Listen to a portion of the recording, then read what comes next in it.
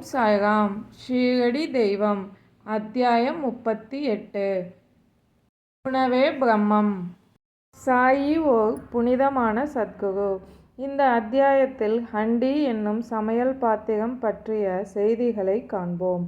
ஓ புனிதமான சத்குரு சாயியே, உலகம் அனைத்துக்கும் மகிழ்ச்சியை தருகின்றாய். அடியார்களின் நலன்களை பேணுகின்றாய். தங்களின் திருவடிகளை சரணடைந்தவர்களை பேரிடர்களினின்றும் காக்கின்றாய். தங்களின் மேன்மை பொருந்திய திருவடிகளை வணங்குகிறோம். மிகுந்த இரக்க குணமுடையவராகவும் சரணடைவோர்களின் பாதுகாவலராகவும் இரட்சகராகவும் விளங்கி அவர்களுக்கு நன்மை செய்யவே அவதரித்திருக்கிறீர்கள். தூய ஆன்மாவின் சாரம்சமான சாறு பிரம்மாவின் அச்சில் ஊற்றப்பட்டு ஞானிகளுக்கெல்லாம் ஞானியாய் திகழும் சாயி அவதாரம் செய்திருக்கிறார்.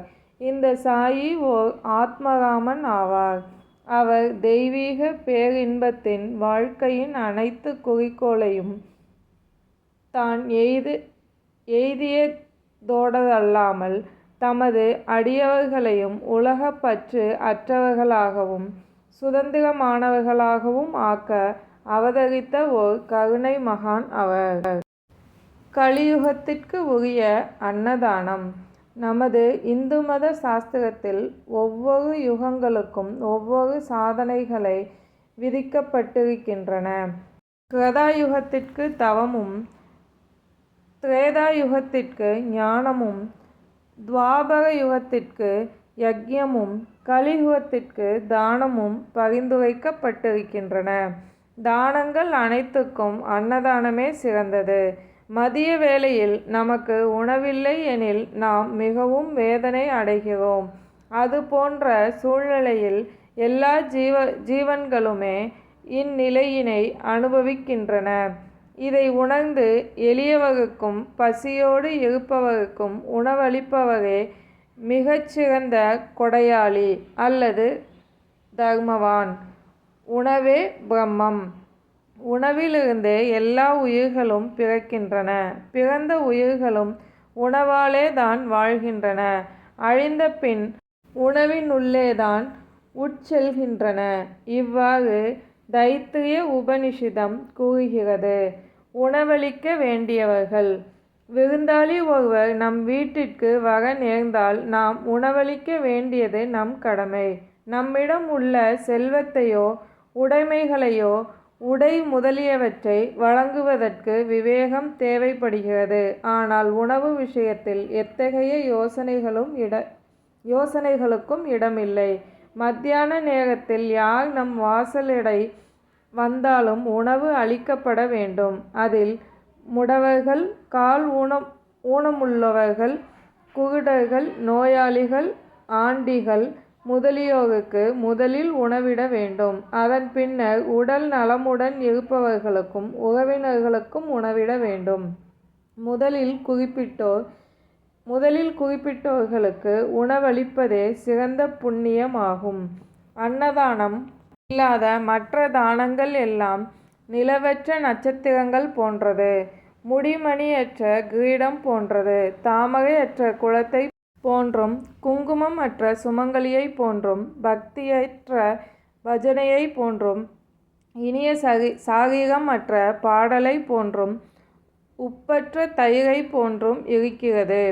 வரன் என்னும் பருப்பு சூப் மற்றெல்லா பதார்த்தங்களையும் விட சிறந்திருப்பது போல மற்றெல்லா புண்ணியங்களை விட அன்னதானம் சிறந்திருக்கிறது. பாபாவின் அன்னதானம். பாபாவுக்கு என ஒரு சிறிது உணவே தேவைப்பட்டது.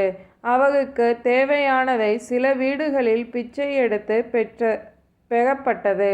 இவை நாம் முன்னரே அறிந்துள்ளோம். ஆனால் அவர் அனைவருக்கும் உணவளிக்க வேண்டும் என தீர்மானித்தார். அதற்கான எல்லா ஏற்பாடுகளையும் அவரே செய்தார். இது தொடர்பாக அவர் யாரையும் சார்ந்திருக்கவும் இல்லை, தொல்லைப்படுத்தவும் இல்லை. முதலில் கடைவீதிகளுக்கு சென்று சோளமாவு, நறுமண பலசரக்கு பொருட்கள் இவை அனைத்தையும் பணம் கொடுத்து வாங்கினார். கோதுமை மாவு அரைத்தலையும் தானே செய்தார். மசூதிக்கு முன்னால் உள்ள திறந்த வெளியில் ஒரு பெரிய அடுப்பை வைத்தார். நெருப்பை மூட்டி அதற்கு மேல் ஹண்டி என்னும் ஒரு பெரிய பாத்திரத்தை சரியான அளவு தண்ணீரை ஊற்றி வைப்பார். 50 பேருக்கு உணவளிக்கக்கூடிய சிறிய ஹண்டியும் அவரிடம் இருந்தது. 100 பேருக்கு உணவளிக்கக்கூடிய பெரிய ஹண்டியும் இருந்தது. சில சமயம் அவர் மிட்டா சாவல் என்னும் சர்க்கரை பொங்கலை சமைத்தார். சில சமயங்களில் புலவை மாமிசம் சேர்த்து சமைத்தார். சில நேரங்களில் வகுன் என்னும் சூப்பில் கோதுமை மாவை சிறு சிறு உருண்டைகளாகவோ தட்டையான ரொட்டிகளாகவோ செய்து மிதக்க விட்டார். வாசனை பொருட்களை இடித்து தூளாக்கி சமையல் பாத்திரத்தில் போட்டார். உணவை சுவையாக்க அவர் பல சிரமங்களை மேற்கொண்டார். ஜவ்வரிசி என்னும் கேழ்வரகு மாவை கொதிக்க வைத்து அத்துடன் தயிர் சேர்த்து ஆம்பில் என்னும் கூழ் தயார் செய்தார். இந்த ஆம்பிலை அனைவருக்கும் ஒரே மாதிரியாக விநியோகித்தார். உணவு ஒழுங்காக வேகிறதா என்பதை பார்க்க தனது கஃப்னியை கைகளின் மேலே சுருட்டிவிட்டு கொண்டு தனது வெறுங்கையை கொதிக்கும் பாத்திரத்தில் துளியும் பயமின்றி விட்டு கொதிக்கும் கலவையை மேலும் கீழும் பக்கவாட்டிலும் கலக்கி விடுவார். பாபா பரிமாறிய உணவு. கை வெந்ததன் அடையாளத்தையோ பயத்தின் சாயலையோ அவர் முகத்தில் காண முடியாது. சமையல் முடிந்ததும் உணவு பாத்திரங்கள் மசூதிக்கு கொண்டு வரப்படும். உரிய முறையில் மௌல்வியை கொண்டு புனிதமாக்கப்படும். உணவின் ஒரு பகுதியை மகள்சாபதிக்கும் தாத்யா பாட்டிலுக்கும் அனுப்பி வைத்தார். அதன்பின் ஏழை எளியவர்களுக்கும் திக்கற்றவர்களுக்கும் அவர்கள் உளம் நிறையும் வண்ணம் தன் கையாலேயே பரிமாறினார். பாபாவின் கையால் சமைத்து அவர் கையாலேயே பரிமாறிய உணவை உண்பவர்கள் பாக்கியசாலிகள், ஆசீர்வதிக்கப்பட்டவர்கள். இத்தருணத்தில் சிலருக்கு சில சந்தேகங்கள் எழலாம். காய்கறிகள் கொண்டு சமைத்த சைவ உணவையும் அசைவ உணவையும் ஒன்றாகவேவா வழங்கினார்? அதற்கான விடை மிக எளியதும் வெளிப்படையானதும் ஆகும். அசைவ உணவு தேவைப்படுவோருக்கு ஹண்டியிலிருந்த உணவு பிரசாதமாக வழங்கப்பட்டது. விரும்பாதவர்களை அதை தொட அனுமதித்ததில்லை. இவ்வுணவை விசேஷமாக கருதும்படி அவர்களின் ஆசைகளையும் விருப்பத்தையும் தூண்டுவதும் இல்லை. குருவின் கட்டளை. குருவே பிரசாதமாக எதையாவது அளிக்கும்போது அதை ஏற்று கொள்ளலாமா வேண்டாமா என எண்ணுபவன் நரகத்தை அடைகிறான் என்னும் கொள்கை நன்றாக உறுதி செய்யப்பட்டு இருக்கிறது. இக்கொள்கையை சீடன் ஏற்றுக்கொண்டு இருக்கிறானா என்பதை அறிய பாபா சில நேரம் சோதனைகள் நடத்துவார். சான்றாக, ஒரு ஏகாதசி தினத்தன்று தாத்தா கோல்கரிடம் பணத்தை கொடுத்து கொகாலாவுக்கு சென்று மாமிசம் வாங்கி வரும்படி கூறினார். இந்த தாத்தா கோல்கரோ ஒரு வைதீக பிராமணர். எல்லா வைதீக சம்பிரதாயங்களையும் கடைபிடிப்பார். தன் செல்வம், தானியங்கள், உடை முதலியவற்றை குருவிற்கு சமர்ப்பிப்பதோடு முழு மனதோடு நம்பிக்கையோடு குருவின் கட்டளைகளை கீழ்ப்படுதலும் அவரது உத்தரவுகளையும் நிறைவேற்றுவதும் தன் குருவை மகிழ்விக்கும் என்பதையும் அதுவேதான் அவருக்கு அளிக்கும் உண்மையான தட்சணையாகும் என்பதையும் அவர் அறிவார். பாபாவின் கட்டளைகளை கீழ்ப்படிந்தவராய் தன் ஆடைகளை அணிந்து கொண்டு கொகாலாவுக்கு கிளம்பினார். பிறகு பாபா அவரை அழைத்து, நீ போகாதே, யாரையாவது அனுப்பு என்றார். அதன்பின் தாத்தா கோல்கர் தன் வேலையாள் பாண்டுவை அனுப்பினார். பின்னர் பாபா அவரையும் திரும்பி வரச் சொல்லிவிட்டார். அதன் பின் ஒருமுறை புலவ் என்னும் மாமிச கறியில் உப்பு சரியாக இருக்கிறதா என்பதை கண்டறிந்து சொல்லும்படி தாத்யாவை கேட்டார். அதற்கு தாத்தா சாதாரணமாக முறைக்கு எல்லாம் சரியாக இருக்கிறது என கூறினார். அதற்கு பாபா, நீ அதை கண்ணால் கூட பார்த்ததில்லை, நாவால் சுவைத்ததும் கிடையாது, பின்னர் அது சுவையாய் இருக்கிறது என்று எப்படி உன்னால் கூற முடியும்? பாத்திரத்தின் மூடியை திறந்து பார் என்று கூறிய அவர் தாத்தாவின் கையை பிடித்து பானைக்குள் அழுத்தினார். மேலும் கரண்டியை எடுத்து வைதீகத்தை பற்றியெல்லாம் கவலைப்படாமல் பதறாமல் கொஞ்சம் எடுத்து சாப்பாட்டில் போட்டுக்கொள் என்றார். தாயன்பு காட்டும் பாபா. ஒரு தாய்க்கு தன் குழந்தையிடம் தன் தாய்மை அன்பு அதிகரிக்கும் போது அதை கிள்ளிவிட்டு அழவிடுவாள். பின் அழத் தொடங்கினாலும் தன் மார்போடு அணைத்து கொள்வாள். இவ்விதமாகவே பாபாவும் தாத்தாவை உண்மையான தாய் என்ற முறையில் தாத்தா கோல்கரை கிள்ளி விட்டாரே தவிர எந்த ஒரு ஞானியும் அல்லது குருவும் தடுக்கப்பட்ட உணவை தமது வைதீக சீடனை உண்ணும்படி வற்புறுத்த மாட்டார். அவ்வாறு செய்து தம்மை தாழ்த்தி கொள்ளவும் மாட்டார். ஷீரடி புனித சேத்திரம் ஆனது. 1910ஆம் ஆண்டு வரை பாபாவின் அன்னதானம் செம்மையாக நடந்தது. அதன் பின் நின்றுவிட்டது. அதற்கு காரணம் முன்பு கூறியதைப் போல தாஸ்கனுவின் கீர்த்தனையால் பாபாவின் புகழ் பம்பாய் மாகாணம் எங்கும் பரவியது. அப்பகுதியிலிருந்து மக்கள் ஷீரடிக்கு திரளாக வந்து கூடத் தொடங்கினர். ஷீரடி சில நாட்களுக்குள் புனித சேத்திரமாகிவிட்டது. பக்தர்கள் வெகுமதியாக பல்வேறு பொருட்களை கொணர்ந்து குவித்தனர். வெவ்வேறு உணவு வகைகளை நெய்வேத்தியமாக சமர்ப்பித்தனர். அவர்கள் சமர்ப்பித்த உணவுப் பொருட்கள் பக்கிரிகளும் ஆண்டிகளும் மன நிறைவோடு வயிறு புடைக்க உண்டும் கூட மீதமிருக்கும் அளவு நிறைந்திருந்தது. உள்ளூர் கோவில்கள்.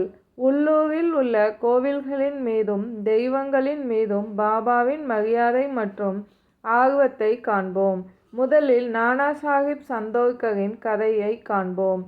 சிலர் பாபாவை பற்றி தாங்களே அனுமானித்து கொண்டும் யூகித்து கொண்டும் சாயி ஒரு பிராமணர் என்றும் சிலர் அவர் ஒரு முஸ்லிம் என்றும் கூறி வந்தனர். ஆனால் உண்மையில் பாபா எந்த ஜாதியைச் சேர்ந்தவர் என்பதையோ, எப்போது பிறந்தார் என்பதையோ, அவர் பெற்றோர் யார் என்பதையோ யாருமே அறிந்திருக்கவில்லை.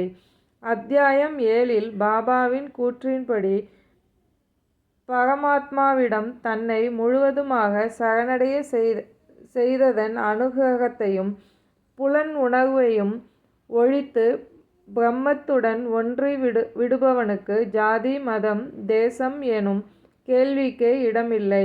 பின்னர் அவர் எங்கனம் ஒரு இந்துவாகவோ அல்லது முஸ்லிமாகவோ இருக்க முடியும்? மசூதியில் எங்கனம் அணையாமல் துணியை எரியவிட்டிருக்க முடியும்? சங்கோசை மணியோசை இன்னிசை கருவிகளை எங்கனம் அனுமதிக்க முடியும்? அவர் முகமதியராக இருந்தால் காதுகள் குத்தப்பட்டிருக்க முடியுமா? ஹிந்து வழிபாடு முறைகளை அனுமதித்திருக்க முடியுமா? ஹிந்து கோவில்களை செப்பனிட தன் கை காசுகளை செலவிட்டிருக்க முடியுமா? மாறுபாடாக ஹிந்து கோவில்களையும் தெய்வங்களையும் மதியாமல் இருப்பதை அவரால் சகித்து கொள்ள முடியவில்லை. பக்தர் வழிபாட்டை மறந்த நானா சாஹிப். ஒருமுறை நானா சாஹிப் சந்தோர்கர் பினிவாலே என்ற தனது ஷட்டக்கருடன் ஷீரடிக்கு வந்தார். அவர்கள் இருவரும் மசூதிக்கு சென்று பாபாவின் முன்னர் அமர்ந்து பேசிக் கொண்டிருந்தனர். திடீரென பாபா நானா சாஹிப் மீது கோபமடைந்தார். அவரிடம், நீ இவ்வளவு காலம் என் கூட்டுறவில் இருக்கிறாய், நீ ஏன் இவ்வாறு நடந்து கொள்கிறாய் என்றார். முதலில் நானா சாஹிப்புக்கு ஒன்றும் புரியவில்லை. காரணத்தை தாழ்மையுடன் கேட்டார். பாபா அவரிடம் கோபர்காவன் எப்போது வந்தார் என்றும் எவ்விதமாக வந்தார் என்றும் வினவினார். உடனே நானா சாஹிப்புக்கு தன் தவறு புரிந்தது. அவர் ஷீரடிக்கு வரும்போதெல்லாம் கோபர்காவனில் கோதாவரி கரையில் உள்ள தத்தரின் கோவிலை வழிபடுவது வழக்கம். இம்முறை தத்தரின் பக்தரான தன் உறவினரையும் கோவிலுக்கு போகாமல் தடுத்து நேரமாகி விடுமே என்று எண்ணி ஷீரடிக்கு நேரடியாக வந்துவிட்டார். இக்குற்றத்தை எல்லாம் அவர் எண்ணி கொண்டிருக்கும் போது ஒரு பெரிய முள் அவர் பாதத்தில் குத்திவிட்டது என்றும் அது தனக்கு மிகுதியான தொல்லையை கொடுத்தது என்றும் கூறினார். பாபா அதற்கு இது அவருக்கு லேசான தண்டனை என்றும் எதிர்காலத்தில் ஜாக்கிரதையாக இருக்கும்படியும் கூறினார்.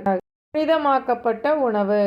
ஆரத்தி நிகழ்ச்சி முடிந்த பின்னர் பாபா எல்லோருக்கும் உதியும் ஆசீர்வாதங்களும் அளித்ததும் உள்ளே சென்று நிம்பாகில் தமது முதுகை சாய்த்து கொண்டு இரண்டு வரிசையுள்ள பந்தியில் அமர்ந்திருப்பார். அப்போது பக்தர்கள் நைவேத்தியமாக பூரி, மாண்டி, போலி, பாசந்தி, சன்சா, சோறு முதலியவற்றை வழிந்து உள்ளே அனுப்புவார்கள்.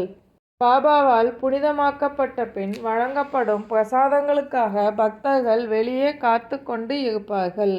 எல்லா உணவுகளும் கதம்பக்கூட்டாக கலக்கப்பட்டு பாபாவின் முன்னர் வைக்கப்படும். அதை அவர் கடவுளுக்கு சமர்ப்பித்து புனிதப்படுத்துவார். அவற்றை வெளியில் காத்து கொண்டிருக்கும் பக்தர்களுக்கு விநியோகித்த பின் மீதம் உள்ளதை உள்ளே உள்ள மக்களுக்கு அளிக்கப்படும். இரண்டு வரிசையில் அமர்ந்திருக்கும் பக்தர்களும் வயிறார உண்ணுவர். புனிதமாக்கப்பட்ட அவ்வுணவு ஒவ்வொருவருக்கும் அவரவர்கள் விருப்பத்திற்கு ஏற்ப வழங்கப்படும்.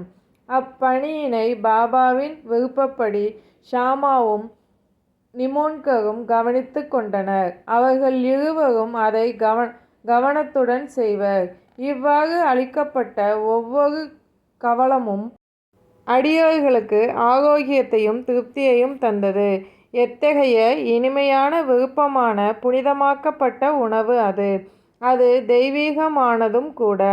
பாபா அளித்த மோர். ஒருமுறை இது போன்ற ஒரு தருணத்தில் ஹேமந்த் பந்த் வயிறு நிறைய சாப்பிட்டு விட்டார். அப்போது பாபா அவருக்கு ஒரு கிண்ணத்தில் மோர் கொடுத்தார். அந்த வெண்மையான நிறம் அவரை கவர்ந்தது. ஆனால் வயிற்றில் இடம் இருக்காது என்றஞ்சி லேசாக உறிஞ்சிக் கொண்டிருந்தார். மோரோ மிக சுவையாக இருந்தது. அவரது தடுமாறும் எண்ண ஓட்டத்தை பாபா புரிந்து கொண்டார். இந்த மோர் எல்லாவற்றையும் குடித்துவிடு.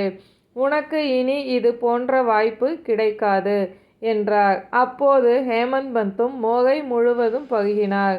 பாபாவின் உரை தீர்க்க தரிசனமானது என்பதனை அவர்கள் பின்னால் உணர்ந்தார்கள். ஏனெனில் அதன்பின் சீக்கிரத்தில் பாபா மகா சமாதி அடைந்தார். இப்போது நாம் ஹேமந்த் பந்திற்கு நன்றி சொல்ல வேண்டும். அவர் கிண்ணத்தில் இருந்த மோரை திருப்தியாகும் வரை பருகினார். அதுபோல் நமக்கும் பாபாவின் லீலைகள் என்ற அமிர்தத்தை விநியோகித்தார். நாமும் பற்பல கிண்ணங்கள் நிறைய அவ்வமுதத்தை பருகுவோம். திருப்தியும் மகிழ்வும் அடைவோம். ஓம் சாய்ராம். சாயின் வார்த்தைகள் மீது நம்பிக்கை வைப்போம்.